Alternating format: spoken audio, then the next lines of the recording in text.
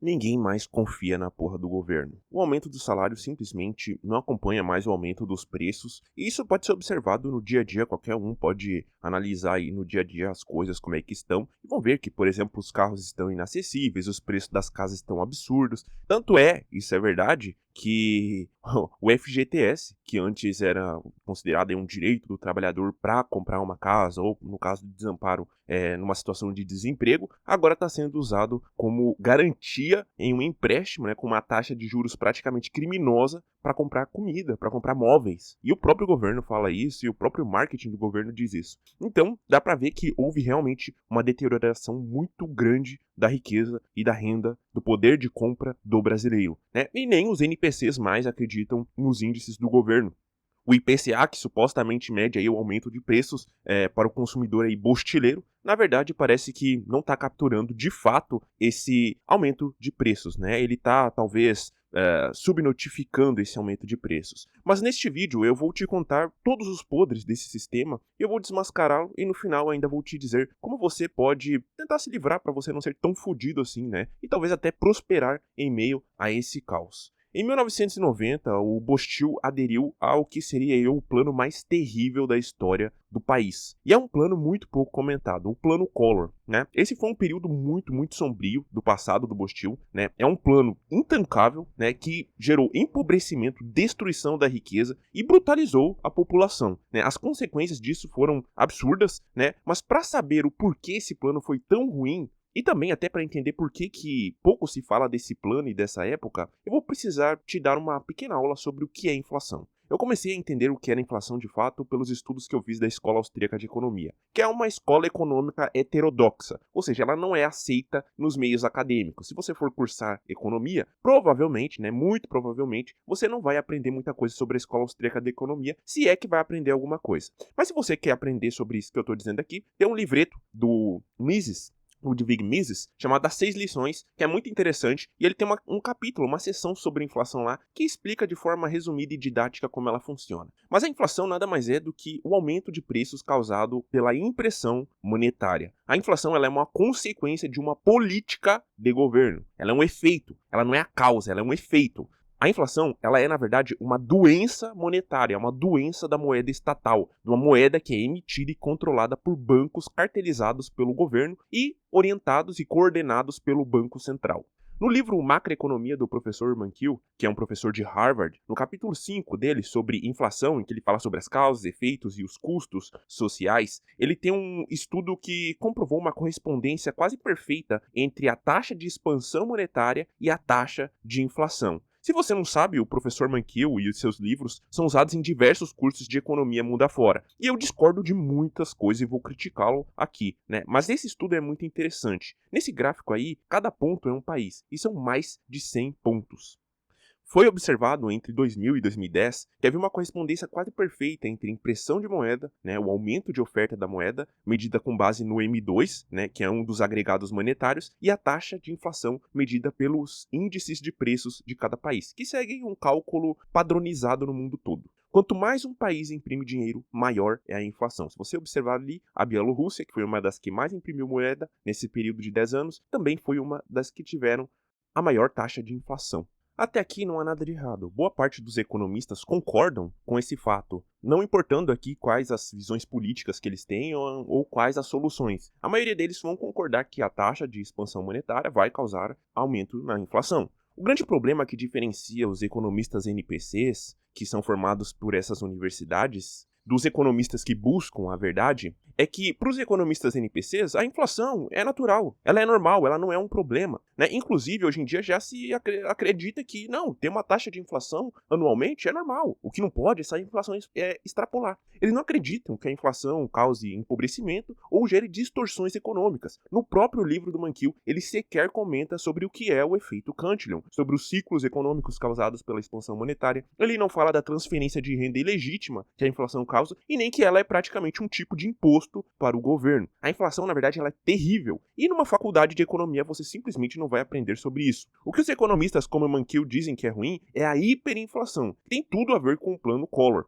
A inflação, ela empobrece quem tem renda fixada ano a ano, que não se reajusta conforme a moeda perde o valor. Ela é causada pela atuação dos bancos, que geram crises econômicas por meio do crédito. E também pode ser causada por expansão fiscal do governo, que continua se endividando sem parar. Você está mês a mês sendo empobrecido pela inflação e o governo não vai parar. Isso é inevitável. Além disso, o governo todo ano ele contrata muitas dívidas. Essas dívidas geram juros, que no futuro vão ser pagas. E só tem duas formas dessas dívidas serem pagas. Ou ele arrecadando mais impostos, ou ele inflacionando mais a moeda. Ou seja, inevitavelmente ao longo do tempo, daqui 10, 15, 20 anos, você estará mais pobre. A não ser que você compense isso trabalhando mais e assumindo muito mais riscos.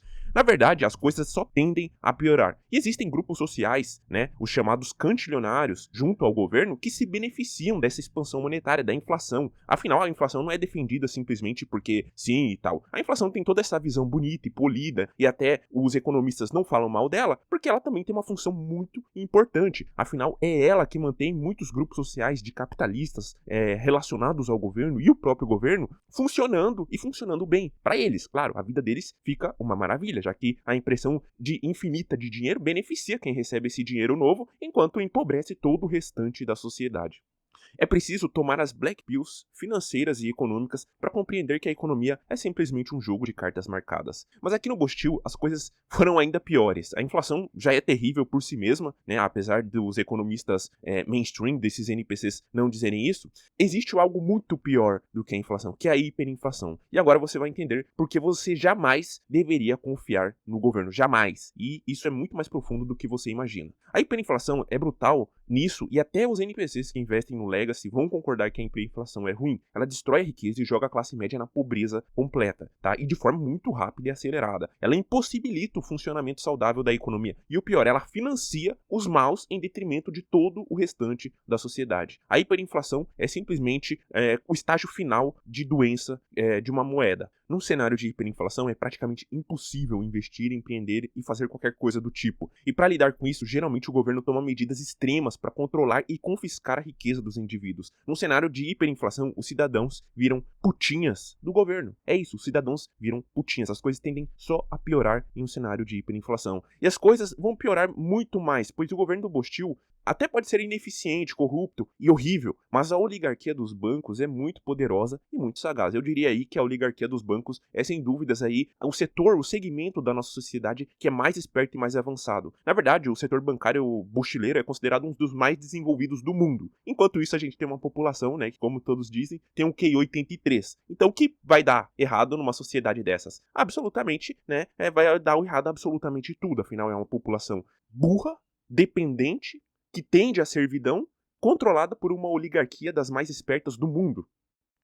E essa oligarquia, ela tem um plano que eu acredito que seja um plano até de poder, né? Um projeto de poder, que é o Drex, a moeda digital do Banco Central brasileiro. Mas antes de falar dessa moeda satânica, eu vou te contar o que foi o Plano Collor, que foi o plano terrível, intancável, que todo brasileiro deveria conhecer para jamais, nunca mais confiar no governo brasileiro em nenhuma hipótese. O Plano Collor começou em 1990 e naquela época eu não era nascido ainda. Eu também nem sequer fiquei sabendo sobre esse plano, tá? Eu descobri esse plano estudando, inclusive, desde o ano passado, já faz uns 2 ou 3 anos que eu comecei a estudar e que eu ouvia falar do Plano Collor, das suas consequências e tudo mais. Mas foi só estudando que eu descobri o Plano Collor. A minha família sempre foi muito pobre e nessa época lá, de 1990, 1980, né? O Plano Collor não afetou eles. Deve ser por isso que eu nunca tenho ouvido falar desse plano na minha família, né?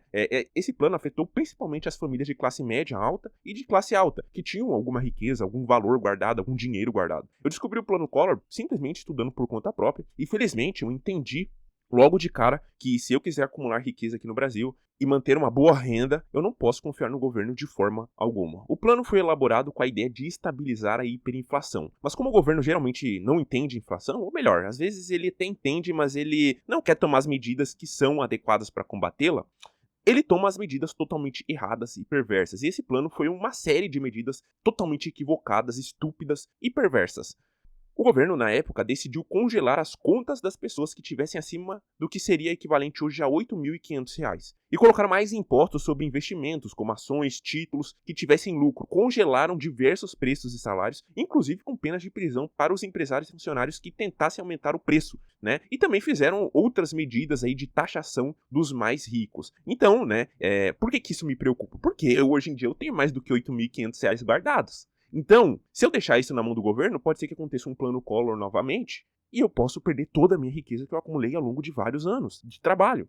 O governo da época criou medidas que só atingiram uma parcela da população, uma parcela pequena, minoria, né? Essa é a parcela mais rica e produtiva. Talvez uns 20% ali de investidores, de empresários, de autônomos que ganhavam um dinheiro a mais, porque o Bostil sempre foi um país muito pobre, né? O discurso lixo do governo corrupto, né, é de que os culpados dessa hiperinflação eram os empresários, os especuladores ou coisa do tipo, né? E esse discurso tem muita semelhança ainda com os discursos repetidos pelos partidos corruptos ainda hoje em dia, e não só no Brasil, mas em vários lugares. Em todos os países em que o governo causa inflações destrutivas e destroem a população, massacram a população, eles sempre arrumam o culpado. E o culpado pode ser o imperialista, o imperialismo yankee, o imperialismo de não sei onde, pode ser os partidos da oposição, pode ser os empresários corruptos, os especuladores financeiros. Eles sempre acham o culpado e nunca eles assumem a culpa, que é o governo. O próprio governo é a causa, é a raiz de todos os males relacionados à doença monetária. O plano foi um desastre, né? O plano Collor foi um desastre. Muitas empresas faliram e muitas pessoas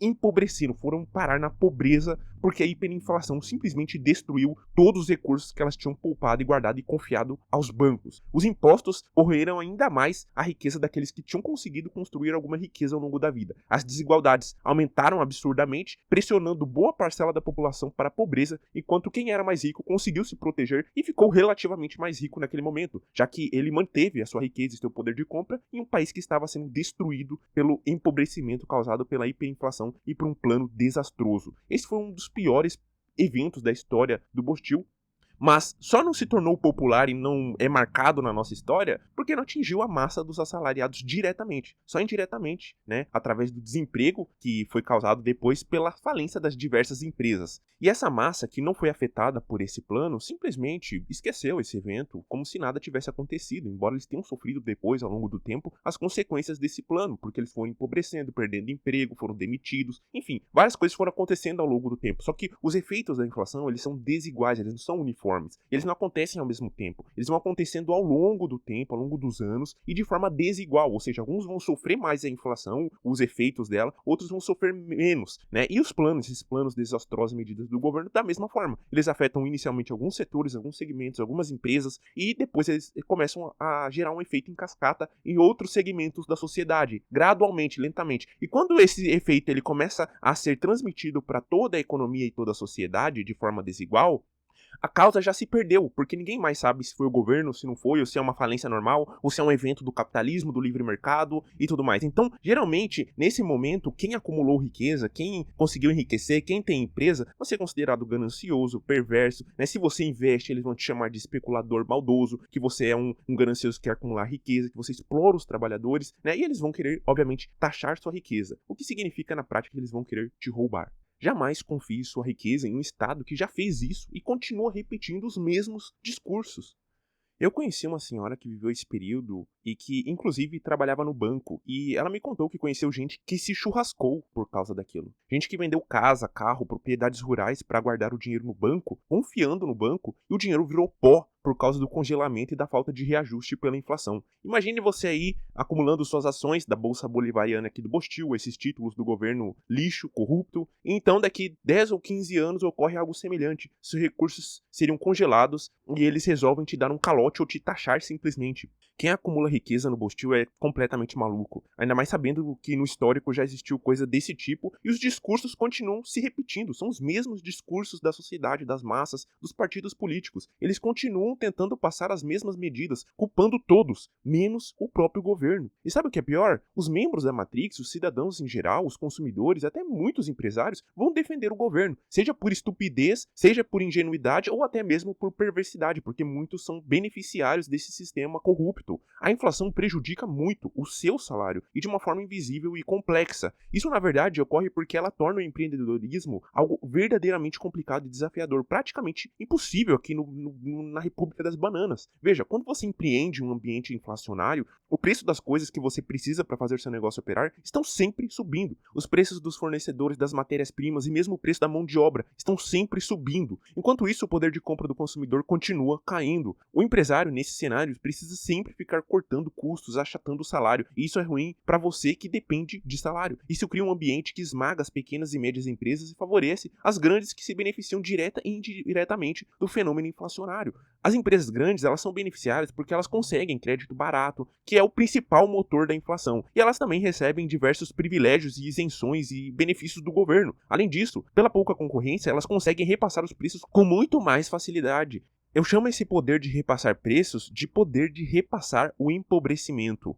O elo mais fraco aí é sempre o trabalhador e o consumidor assalariado, que vê por um lado os seus salários cada vez menores, enquanto do outro lado os produtos e os serviços ficam mais caros ou ficam piores. O empresário vai lutar para manter seus lucros e suas margens de lucro. E se ele precisar demitir ou reduzir salários, ou mesmo parar de aumentar o salário dos seus funcionários, ele vai fazer isso. Por isso que o subemprego e o desemprego é, em última instância, culpa do governo, porque o governo causa inflação, o empresário é obrigado a tomar medidas drásticas, e essas medidas drásticas envolvem a criação de subempregos e de desemprego. A inflação é uma forma de transferir a riqueza de quem está lá embaixo para quem está perto das fontes do dinheiro, da criação do dinheiro. Quem tem acesso aí a créditos sem garantias, subsídios do governo, apoio e isenções que os bancos e os governos oferecem. É algo terrível. Eu trabalhei atendendo aí um setor muito privilegiado que recebia aí diversos subsídios, isenções, né? E diversos, enfim, era um setor muito beneficiário aí desse sistema corrupto, tá? E sabe quem é que paga para eles ficarem mais ricos? Você e eu. Eles recebem dinheiro sem assumir riscos e podem aumentar os lucros, as empresas e a qualidade de vida deles, enquanto você e eu, fudidos, precisamos trabalhar para ter dinheiro. Essa é a verdade. Quem defende o governo é burro e merece realmente ser muito sodomizado. As soluções para isso são algumas das quais eu já falo aqui no canal. Elas não são fáceis, né? Elas não são simples também, e consistem em você ter uma visão estratégica da sociedade e da economia, e você precisa tomar decisões acertadas com base em todos esses conhecimentos. Mas antes de eu falar das soluções, eu vou te contar do pior que está por vir. Porque se você não se preparar para isso, num próximo plano Collor, você poderia perder riqueza acumulada em uma vida inteira. A pior inflação de todas virá da pior moeda de todas, e é a moeda que dará o controle total para o governo. Você já deve imaginar do que eu vou falar aqui, talvez já tenha ouvido falar. A moeda, ela é um meio de troca universal, é um meio do comércio, e ela se torna um representante da riqueza e do acesso à riqueza. Quando o governo controla a moeda de forma absoluta, ele controla a riqueza e o acesso à riqueza das pessoas de forma absoluta. Como diz aquela velha máxima, quem controla o meio controla os fins, e a moeda é um meio do comércio. Uma moeda digital de banco central vai dar justamente esse poder absoluto para o governo, o poder absoluto sobre a renda, o consumo e os investimentos dos indivíduos. Quanto mais eu estudo sobre o tema, mais eu me dou conta de que se trata, na verdade, de um projeto de poder, de um projeto de estabelecimento de uma servidão coletiva. Nesse sistema não existirá mais cidadão, mas simplesmente servo do governo e do Estado. Essa moeda é satânica e deveria ser proibida. E não sou só eu que tenho essa impressão não, tá? Esse tipo de moeda, essa criação desse projeto tecnológico de sistema monetário já está sendo condenado faz tempo por várias pessoas. E inclusive o Donald Trump, presidente da maior potência mundial, simplesmente proibiu o Banco Central deles de iniciar ou desenvolver qualquer projeto de uma moeda digital. Essa é uma tecnologia absolutamente perversa, e por isso que os países corretos, os países que defendem de fato os direitos dos indivíduos, a liberdade dos indivíduos, jamais vai aceitar criar ou chegar perto de um projeto desse tipo. Nesse vídeo, o Frei Gilson comenta sobre a relação entre essas moedas e o satanismo. Um dia vai ter a marca da besta, e que só vai poder comprar e vender quem tiver a marca da besta. Só que se você tiver a marca da besta, você não vai para o céu. Você vai começar a fazer parte do anticristo. Ei, isso está na Bíblia, sim ou não? Ou eu estou inventando? Eu já disse para vocês, na minha opinião, essa marca da besta é o sistema do anticristo. É o sistema. Se você entrar dentro do sistema, você vai poder comprar e você vai poder vender. Se você não entrar dentro do sistema do anticristo, você não vai poder comprar e não vai poder vender. Por isso eu digo, vá exercitando. Vá treinando não se apegar a bens materiais, porque vai chegar um dia que para você comprar, vai ter que entrar no sistema, o sistema do anticristo. Não, mas se é para entrar no sistema do anticristo, então eu vou ficar sem comprar. Se para vender eu tenho que entrar no sistema do anticristo, eu vou deixar. Mas Frei, como é que vai ser? A gente vai passar fome? Não sei. Vai ser bem legal. A gente vai ter que se unir. A gente vai ter que fazer alguma coisa, talvez plantar junto. Sei lá como que vai ser.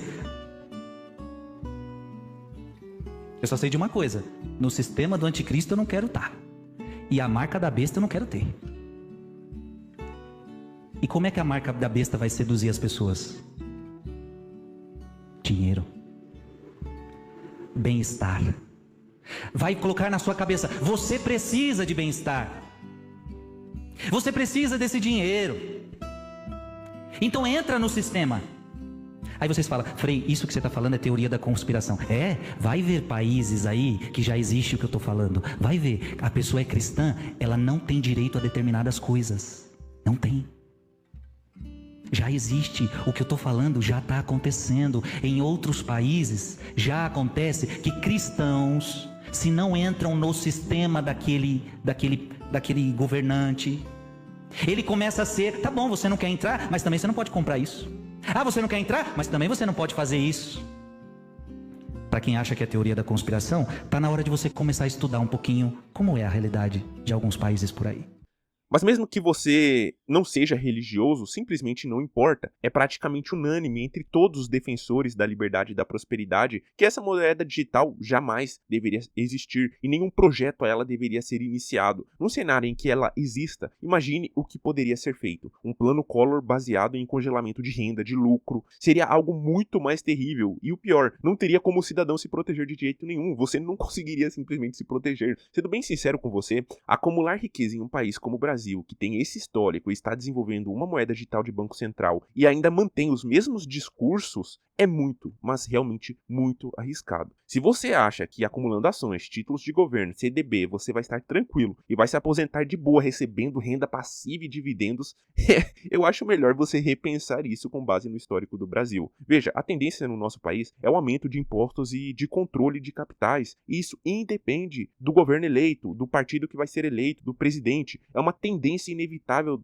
dentro da dinâmica, da mecânica do próprio Estado. O Estado, a estrutura burocrática, ela é uma espiral de endividamento perpétuo e ela vai continuar causando inflação e distorções na economia que te empobrecem. E eles vão culpar sempre outras pessoas, os super ricos, os empresários, os especuladores, os imperialistas, eles vão arrumar sempre um culpado. O governo sempre arruma um culpado e a população composta de NPCs gados sempre vai ficar do lado do governo, sempre vai ser iludida e enganada pelo governo. A população só se revolta quando isso começa a afetar elas, quando as consequências indiretas começam a afetar as suas vidas. Porque essas medidas do governo levam as empresas à falência, o desemprego começa a aumentar, a carestia fica pior, o empobrecimento chega e aí a população fica faminta e fica revoltada. Mas nesse cenário já será tarde demais e eles vão arrumar outro culpado. Eles vão dizer que o culpado é o governo do exterior, o governo imperialista, que o culpado é a classe média, que o culpado é isso, é aquilo, né? Nesse cenário já será tarde demais. E com o Drex vai ocorrer precisamente a formação do que seria chamado de um curral monetário e financeiro. Um ambiente isolado do mundo em que sua riqueza pode não valer nada fora daqui. Isso porque tudo será tokenizado, digitalizado e controlado por um sistema com autoridade central. E se você quiser ir embora do país nesse cenário, pode ser que você não consiga tirar tudo que você acumulou. O governo pode simplesmente congelar toda a sua riqueza e suas posses e proibir você de trocar isso por dólares ou fazer transferências para o exterior. Isso é terrível. É um sistema perfeito para a servidão coletiva, com potencial capaz de ser pior do que o sistema da Coreia do Norte. Quem não está com isso em vistas é completamente maluco. O cenário está se desenhando de forma mas muito clara para mim desde o ano passado. E eu já busquei a minha solução, eu já estou tranquilo, meus filhos vão herdar riqueza. Se eu quiser ir embora do país, eu já consigo ir embora do país sem ficar um miserável, né? Eu não vou ser obliterado por esse sistema. Eu recomendo que você faça o mesmo, que você se prepare, estude, ganhe mais e acumule riqueza da forma correta. E existe, na verdade, uma forma de se beneficiar desse sistema quebrado, já que ele é inevitável, ele existe, é um fato da realidade, é aquela velha história, você tem que se proteger e você tem que cuidar de si mesmo e da sua família. E existe uma forma, sim, de você se beneficiar desse sistema. Mas então, quais são as saídas para essa situação? Felizmente, existem algumas saídas, né, apesar de elas serem estreitas e poucas, né, e eu sempre recomendo elas para amigos e parentes. E eu vou te recomendar aqui. A primeira saída se baseia naquele velho ditado: se você não pode contra seu inimigo, junte-se a ele. E é aí que entra os funsas de elite e o concurso público. Virar funsa é uma forma de se beneficiar desse sistema, mas tome cuidado, tá? Tem que ser funsa de elite, tá? Porque o funsa de baixo escalão, ele vai ser destruído pela inflação. Na verdade, ele já vem sendo destruído pela inflação e corroído pela inflação. Mas os funsas de elite, não, tá? Se seu caminho é esse, se seu caminho é concurso público, então ótimo, né? Eu tenho conteúdos aqui para te ajudar nisso, tanto no meu canal, quanto lá no meu blog, na minha newsletter. Então você pode se inscrever lá, porque eu vou postar textos semanalmente e muitos deles vão estar relacionados aí à vida de concurseiro, né? Afinal, eu também já fui concurseiro e sei bem como é que é passar por essa experiência. A ideia de alguém que siga por esse caminho é chegar no topo do funcionalismo público brasileiro. O rei sempre será o último a cair. Eles sempre conseguem reajustes acima da inflação. Quem é da elite sempre consegue se beneficiar desse sistema exploratório, porque a renda deles é fruto da arrecadação de impostos e do endividamento do Estado, que é inevitável. Ou seja, eles são pura e simplesmente beneficiários de um sistema de transferência de renda e criação de dinheiro. Melhor do que estar na ponta que paga os impostos e é diluído e se torna um explorado no sistema, é estar na ponta que se beneficia disso. Infelizmente, essa é uma saída individual. Eu sou apenas um mensageiro. Eu não estou aqui dizendo que... Eu, na verdade, achei isso péssimo, horrível, mas eu não tenho como fazer nada contra o sistema. Então, tudo que eu posso fazer é me juntar a ele ou orientar as pessoas que, se elas não querem sofrer, que se juntem a esse sistema.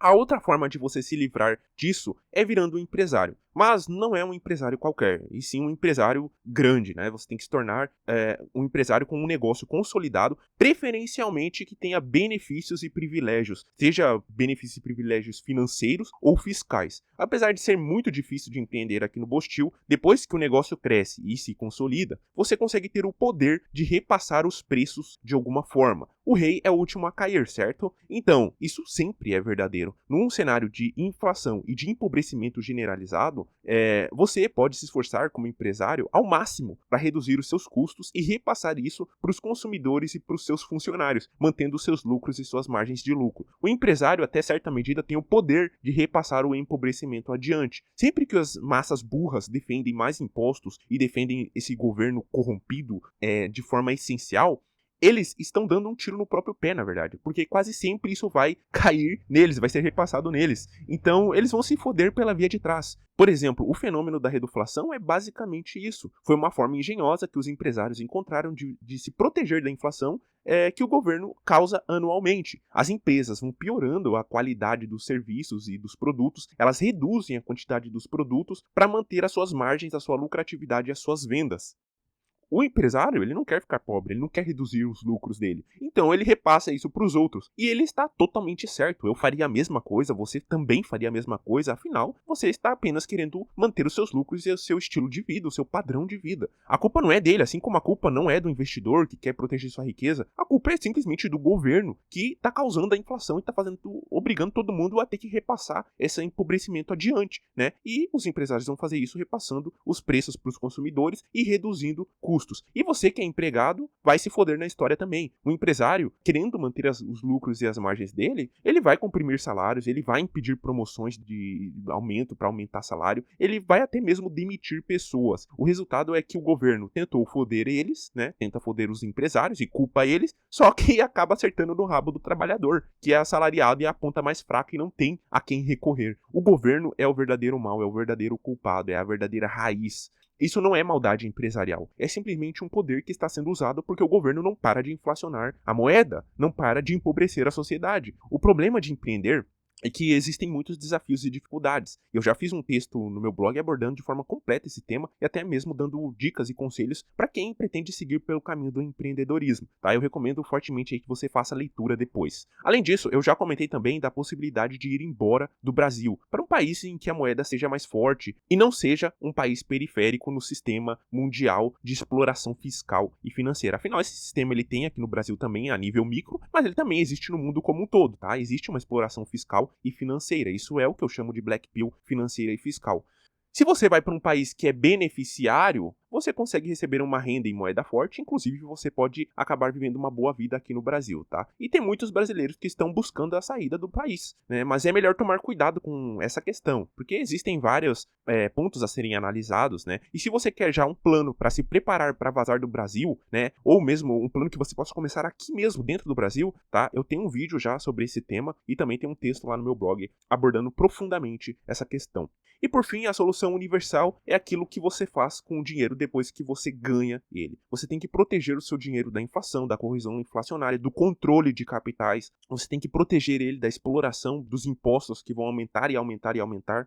E para isso é simples, aprenda Bitcoin, estude Bitcoin, acumule Bitcoin em autocustódia. Se você quer aprender a fazer isso do começo ao fim, com o setup completo de autocustódia, comprar, vender e como economizar em taxas, eu tenho um treinamento e presto assessoria sobre esse tipo de coisa, tá? Eu não acho que o Bitcoin seja a solução única para tudo, afinal, acumular Bitcoin exige que você tenha uma renda, então você vai precisar trabalhar, empreender, crescer e se desenvolver e se proteger ao máximo enquanto você faz a sua renda. Mas o Bitcoin significa o que você faz com a sua renda depois que você adquire ela. E nesse caso, a solução é a mesma para todos. Seja você empresário, autônomo, subempregado ou funça de elite. O que você faz com o seu dinheiro depois é importante. Você tem 3 opções sobre o que fazer com a sua renda. Você pode gastar tudo e se endividar, e é o que a maioria do Bostil faz, né? E faz todo sentido. Afinal, se você empobrece ano a ano, o melhor é gastar, né? Afinal, isso acaba sendo um incentivo da inflação, que você gaste tudo e se endivide.